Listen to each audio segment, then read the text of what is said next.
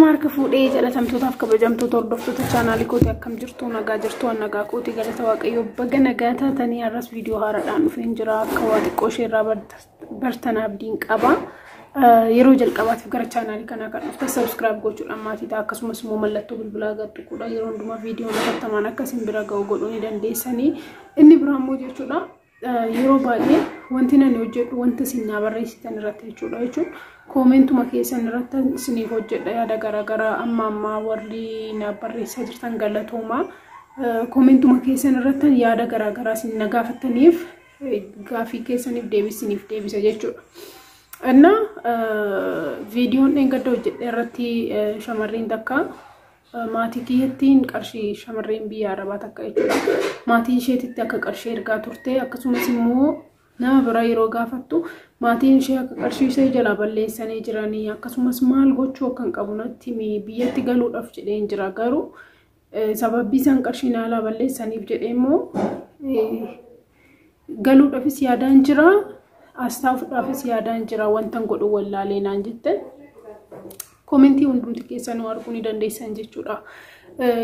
Waa'ee kanaatti irratti jechuudha waan baay'ee yeroo baay'ee irra deddeebi'ee isinitti himeen ture maatii keessan irratti fakkeenyaaf maatiin keessan yaa namni hundumtuu garagara maatiin qarshii balleessu jira jechuudha. Ijoolluma isaanii jala haadhiif abbaan yookiin obboleewwan warri balleessan jiran jechuudha. Inna kanaaf furmaanni isaa maalidha? Warri gana boodallee kana boodallee garaarabaa deemuu barbaadan akkaawuntii mataa keessanii osoo hin banatiin igiruu iyyuu hin deemina. Dursee waan tokko yaadudha kan qabdan wanti isin deemtaniif qarshii fiduuf miti. Namni tokko biyya arabaa gaafa deemu jijjiiramuuf qarshii hojjetee qarshii argachuudhaaf sababbii saniif jettanii jechuudha. Deemuu keessan dhiisuus ni wayya. Jechuun daqiiqaa 5tti deemtanii too akkaawuntii baafachuun wanta ulfaataa ta'eeti miti garuu itti xiyyeeffannootti kennuu dhiistaniiti malee wanti akkana yeroo baay'ee kan uumamu jechuudha. Bargit namni hunduu akkas tokkotti yaadu isin galee miti. Anillee shamarran biyya arabaa keessaa tokkoon ture akkuma keessan akkaawuntiin qabuun ture garuu nama amanamaatti waan ergadheef inaaf kaa'ee jira jechuudha namni sun. Maatii keessan keessa obboleewwan keessan keessa fakkeenyaaf namni hojii qabu namni qarshii qabu yoo ta'e namni sun qarshii isin jalaa balleessuu dhiisuu danda'a. Garuu osoo rakkachaa jiru qarshiin keessan mana baankii osoo jiru rakkina arguun barbaadu namni. Maal akka kan isaanii ta'e kan isaanii taane osuma beekanu garuu har'an deebisa boruun deebisa jechuudha. Qarshii keessan osoo beekin isin jalaa fuudhanii isin jalaa balleessuu danda'u jechuudha. Kanaafuu maayidha wanti nanni gabaabumatti isin jechuu barbaadu. Qarshii keessa sababbii qarshii keessaniitiif jechuudha. Maatii keessa wal dhabuu dandeessu, obboleewwan keessa wajjin wal dhabuu dandeessu, wal loluu dandeessu jechuudha. Kanaafuu hin barbaachisu. Qarshii keessan akkaawuntii mataa keessanii irratti galfadhaa malee qarshii keessan akkuma galdiitti ilaaltanii gaafa isin abuma barbaadanitti ergitan namni jechuudha laal amma isin jala balleessuudha iyyuu yaadee ta'u osoo hin taane amma qarshii kana fuudhetan akkasiin godhee saniin hojjedheeto ka'eetti deebisan naaman jedhanii fuudhaniito achumaan qarshii fuudhasan osoo hin deebisin jala baduu danda'a. Kanaafuu yeroo baay'ee isinitti manjira yeroo baay'ee waa'ee kana dubbadhee jira sababni isaatis namoonni waan akkasii qunname baay'ee natti manii hiriyoonni nani beeku qaamaan seera wal beeknu jechuudha. Namoota hedduu obboleewwan isaanii maatiin isaanii kan qarshii jalaa fixanii eegan jechuudha. Kanaafuu warri biyya arabaa deemuu barbaadan dursee akkaawuntii mataa keessanii fudhattanii deemtaniitti lakkoofsa keessan irratti ergitan akkaawuntii keessan irratti ergatan jechuudha. Kuni warri ganaa fuuldura kanatti deemuudhaaf yaadan yookiin immoo qarshii namoota biraatiif ergitaniif isiniif ta'a. Inni biraa maalidha? Intalli tun maal gochuun qaba? Dhufuudhaafis rakkadhee hafuudhaafis rakkadhe naan jette. Tokkoffaa isheen akkaawuntii mataa ishee hin qabdu. Lammaffaa immoo yoo dhufte amma hoomtuun jiru sa'aatii kanatti innaa ibin Dubaay jirti akka duraanitti salphaatti dhufuun hin danda'amu. Maal gochuudhaan kan qabu naan jette.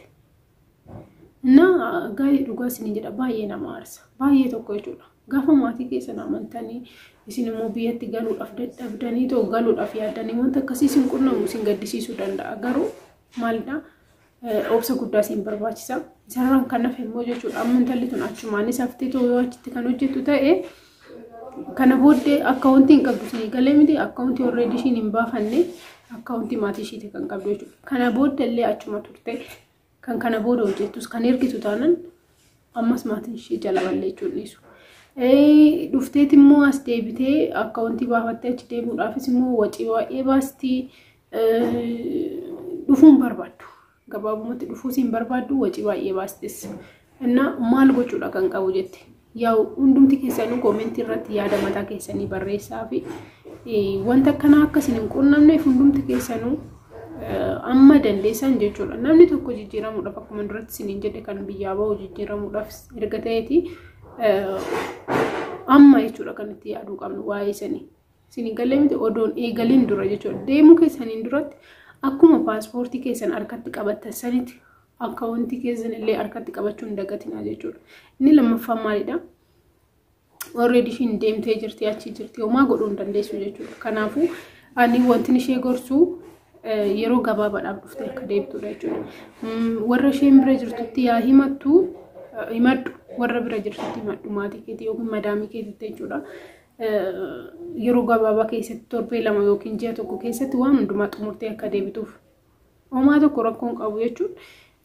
Amma fakkeenya wacinaati itti baastu already fixxee jirta yeroo waggaa 4 akkasumatti fakkaatee kan achi turte fixxee jirta free qabda jechuudha. Antini maanni tikkeetti darsoo malsiisiifaa antini dhaqanii deebuudhaaf siifaa muranii ga'iitu tikkeetti kee muradhu sana booddee erga dhuftee booda akkaawuntii mataa keetii baafadhu qarshii kee akka irratti ergitatu waan hundumaa sirreeffadhuuti deebi'i malee gonkumaa achiin turin siin jechuun barbaade. Sababni isaatii san maal tokkoffaa amma fakkeenyaaf odoon calleettee maachitti kan hojjettee to'achuma teechistu ta'eeti jechuudha.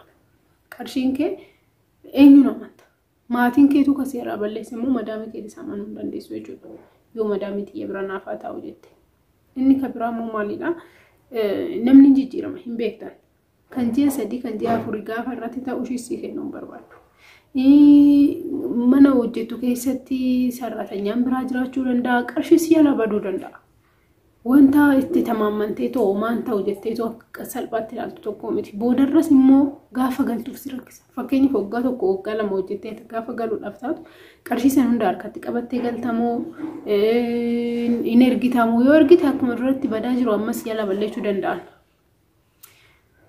Innaa ani gabaabumatti wanti nan si gorsuu barbaadu kootu qarshii kee sirreeffadhuuti akkaawuntii mataa keetii baafadhuuti sana booddee ol deebisiin jedha. Warri kun waan baay'ee irraa barattan jedhee yaada. Please dhugaa isiniin jedha. Ani garuu baay'ee tokko aarsa dhugaa isiniin jedha. Qarshii akkamitti akka dadhabdanii fiddan hundumti keenya yoo hin beekne jechuudha. Hojii biyyaa irraa jireenya biyya sanii hundumaa sana waan beeknuuf qarshiin dirqama baduu dhugaa isiniin jedhaan. Naa baay'ee ulfaata. Kanaafuu amanuuf danda'ame qarshii keenya seeraan teessisuudha jechuudha. Kan qabnu osoo namatti hin kennin osoo maatiitti hin kennin ani unkaan miti jechuudha. Maatii keessanii bunaan bitadhu waan akkasiitiin godhadhu jettanii hin erginaa hin jedha. Dhugaa rabbii dhugaa isiniin jedha. Nama dhukkuboo irraa taphichaa gargaara. Saniin alatti namni hojjetu hundinuu ofaa danda'anii hojjetan. Innaa kanaadha wanti nan isiniin jechuu barbaadu. Qarshii ani dhugaa isin jedha baay'ee tokko na aarsa. Keessattuu qarshiin nama jalaa baduu qabu gonkumaayyuu akka salphaatti isin ilaalina. Dadhabbii keessa waggaa 4 waggaa 3 waggaa 2 akka salphaatti ilaalamuu qabu. Kanaafuu qarshii keessan akka salphaatti hin ilaalina. Warri kana biyya arabaa deemuu barbaadan akkaawuntii mataa keessanii baafadhaa deemaa atillee jechuudha. Kootutii darsoo malsii kootutii akkaawuntii kee sirreeffadhu kootu deebi'i.